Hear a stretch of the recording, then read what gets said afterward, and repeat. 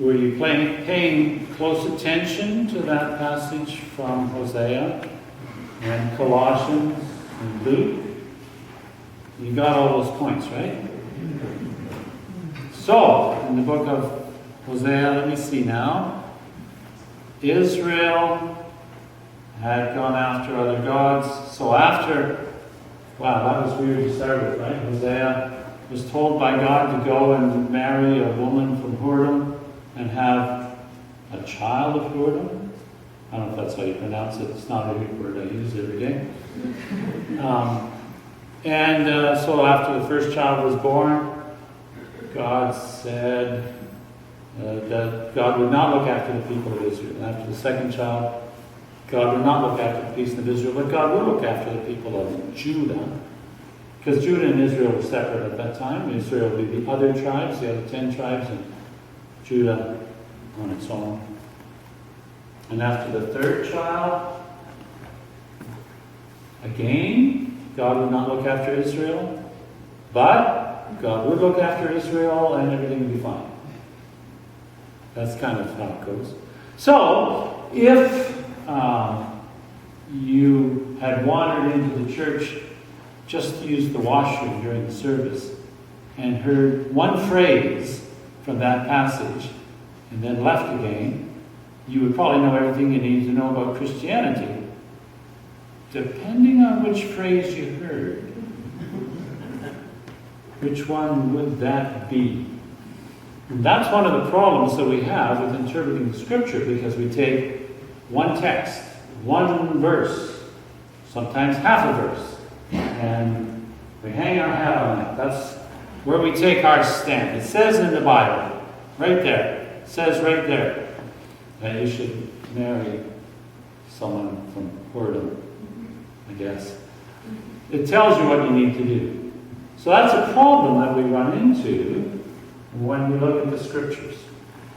Now, we as Anglicans find ourselves somewhere in the middle. We call it the via media, the middle way.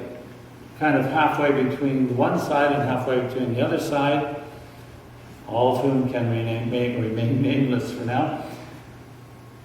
And our tradition says that now this goes back a long way. It goes back to Thomas Aquinas in the 1200s.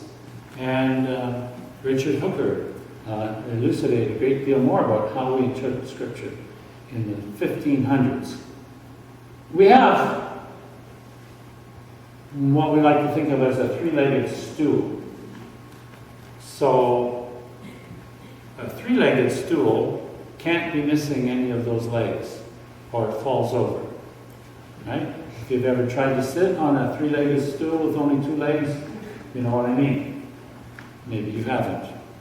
Anyway, so a three-legged stool that we have has one leg is Scripture. So we're based solidly on Scripture. And another one is tradition. Anglicans love tradition. How many Anglicans does it take to change a light bulb? None. We hate change. Thank you, Barbara. None. We hate change. There you go. Or the 7 last words of the church are, we never did it that way before.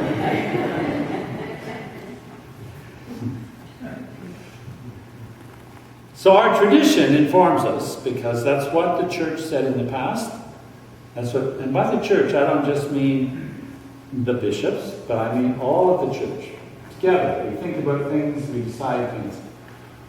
And there's a long tradition of that, stretching back to the time of the apostles. And the third leg of the stool is reason, where we say, now let me think about that. This is very frustrating for people who say, so what does the Anglican Church say about, and then they list whatever the hot topic of the day is, and we as Anglicans say, well, I mean, you could take a look at what Jesus said, you could take a look at this, and Thomas Aquinas said, Richard Hooker said, and St. Jerome said, and you just keep going on and on and on. And but when we look at it today, applying it to, and then by then, the questioner has gone because they've totally lost interest in what we have to say because it takes us too long to get to the point.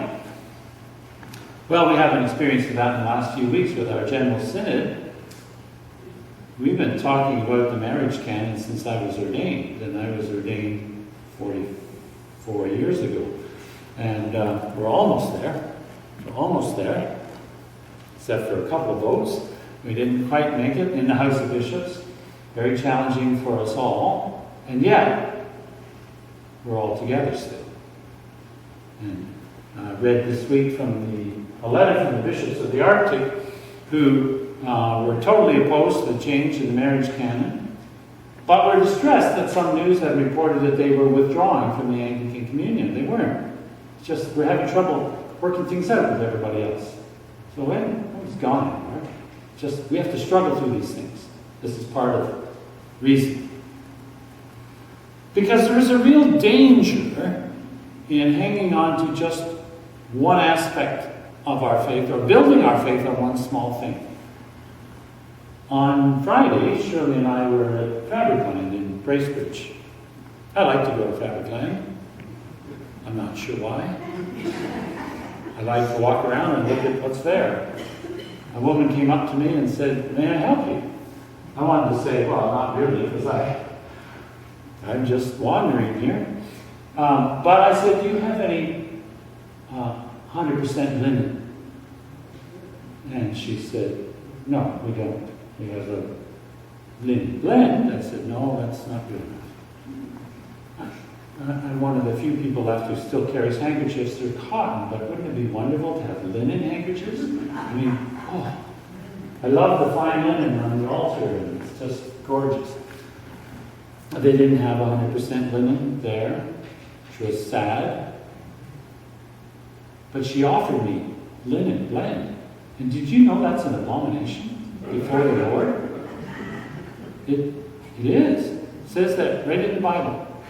That you can't wear garments made of two different kinds of stuff. You can't mix linen and wool. You can't combine two types. How many here are wearing clothing made of two different kinds of stuff? So you see the problem we have. You can take one. Should we take you out and have you stoned? We can take one particular passage of Scripture and say, this is terrible, this is what the Bible says. And yet right next to it is somebody, that doesn't apply anymore.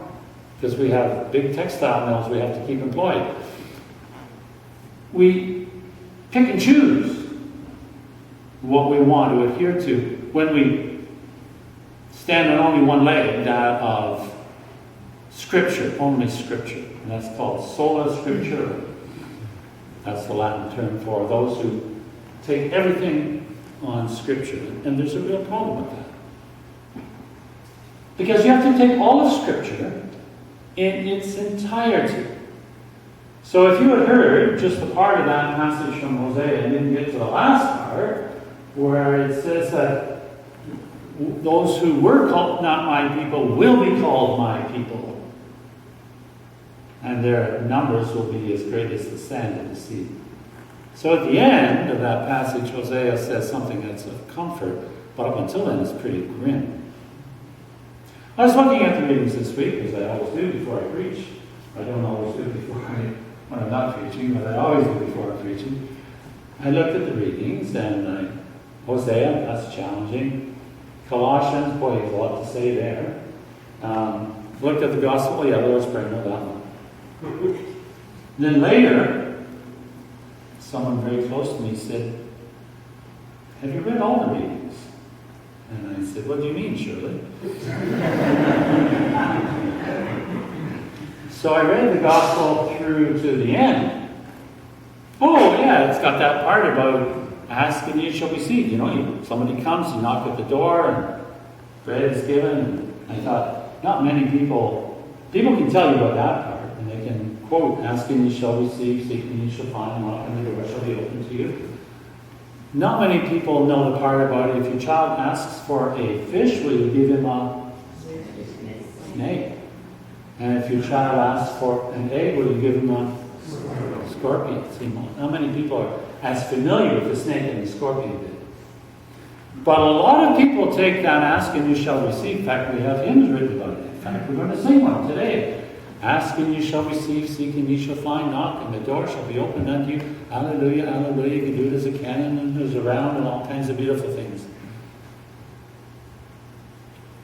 We know that really well. So, that means that when we interpret it for our daily lives, we say, Lord, that orange crushed Camaro on the main street, I'm asking for it. I bought a ticket. And we interpret sometimes, asking you shall receive, to mean, give me what I want, Lord. We might ask for healing, we might ask for money, we might ask for something to happen in our lives that we want to happen. And we understand that that's what that passage is about. Until you read to the end. Wait a minute. That passage isn't about that at all. Because what is at the very end of that passage? Pardon? Can't hear you? What did you say? Wendy? It says at the end, so if you, who are evil by the way, give good gifts to your children, how much more will the Heavenly Father give the Holy Spirit to those who ask? Oh my goodness, it's about the Holy Spirit. It's not about lotteries. It's about the Holy Spirit. Interesting. Was that a surprise? You all knew that already? Am I the only one that when I read it this week I thought, oh my goodness, look at that. We often don't read to the end. And that leaves us uncertain about what it is that God is really telling. Well, it might leave us certain about it, but we really don't know what it is that God is saying to us. So we need to dig deeper into the Scripture. You just can't take a passage and say one thing and say another thing. I remember Fred Craddock, a great teacher, preacher, said that a good conversation starter is Proverbs. If someone says something and you want to disagree with them, you just quote a proverb. And that's the end of it right there, because unless someone knows the other proverb that counters that, you pulled out the trump card and thrown a proverb on the table, that's the end of it all. We need to come back and find out what is in the Scriptures. Now, Jesus says a lot about the coming of the Holy Spirit, particularly in the Gospel of John, chapters 13, 14, 15, 16, and 17. Those are the chapters of the Gospel of John where Jesus has the Last Supper with his disciples. 15, John 15 is I am the vine, you are the branches. 14, he talks about I must leave you, and when I go, the Father will send the Holy Spirit. And in that passage, Jesus does say, when 2 or 3 of you are gathered together and ask anything in my name, it will be given to you. So yes, you can ask for God for things other than just the gift of the, not just. In addition to the wonderful gift of the Holy Spirit, you can ask for many things, and Jesus talks about that. But that passage, ask and you shall receive, is about the gift of the Holy Spirit. So I would encourage you to read the whole thing, Bible, end to end. Do you know how long it'll take? If you just read a little bit at a time? There are, in the Bible, I believe, 1,189 chapters, which conveniently works out to 4 chapters a day, 6 days a week. You can take Sundays off. And in 1 year, you'll read the whole Bible, all the way through. 4 chapters. Well, it depends on some chapters are longer than others, but it might take you half an hour a day to work through 4 chapters. So in a whole year, you can read the whole Bible. And then you get a sense of our salvation history, of what God's saying to us, all at once. And you have a more solid foundation. So when someone says, well, it says in the Bible that such and such, you can say, well, yes, it does. And it also says, right next to it, or in the next chapter, or farther on, this, and this. Which means that you have to take what you said in context with the whole Bible. And the core of our faith, not just as Anglicans, but as Christians, is in the words of Jesus. And we need to hear them carefully, not just overhear a part of it. Have you seen Monty Python's Life of Brian? Some of you haven't. Well, Brian was born in a stable just down the street from where Jesus was born. And the wise men went there first. It was a big mistake. They had to go to the right one later. That's how the movie starts and goes on and on and on from there. And poor Brian gets so close to so many things.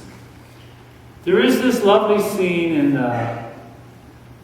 where there's somebody standing on a hill over there, which would be Jesus, talking to people, and someone said, "What did he say? Blessed are the cheesemakers. Blessed are the cheesemakers." And someone says, no, that's just, what he really means is everyone working in the dairy industry.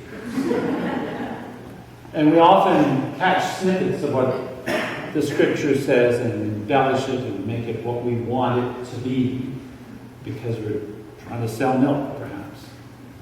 And sometimes we react so quickly. How many here have read Harry Potter's books? Some of you haven't?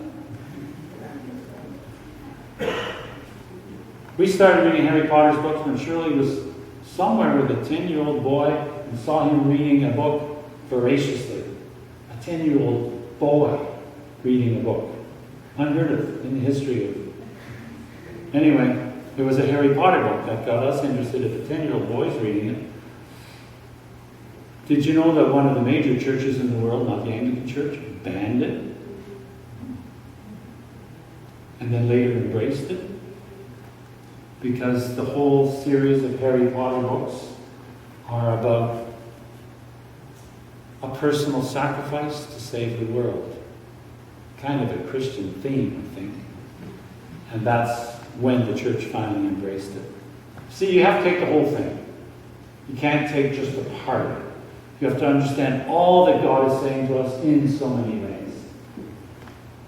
And so I encourage you to ask and you shall receive. Seek the Holy Spirit, that the Holy Spirit may guide you into all truth. That's what Jesus promised in John. The Holy Spirit will come and the Holy Spirit will guide you into all truth. That's the gift, the greatest gift that God can give to us.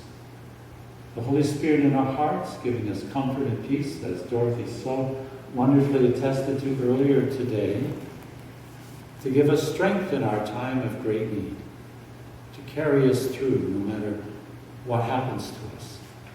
The Holy Spirit, which helps us to understand what the Scriptures are about, what they mean, and what God's love proclaimed to all the world, to everyone in the world, is about.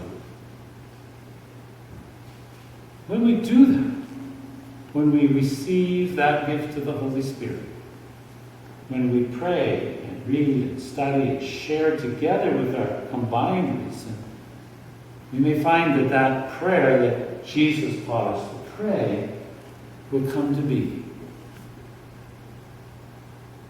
That your kingdom come on earth as it is in heaven.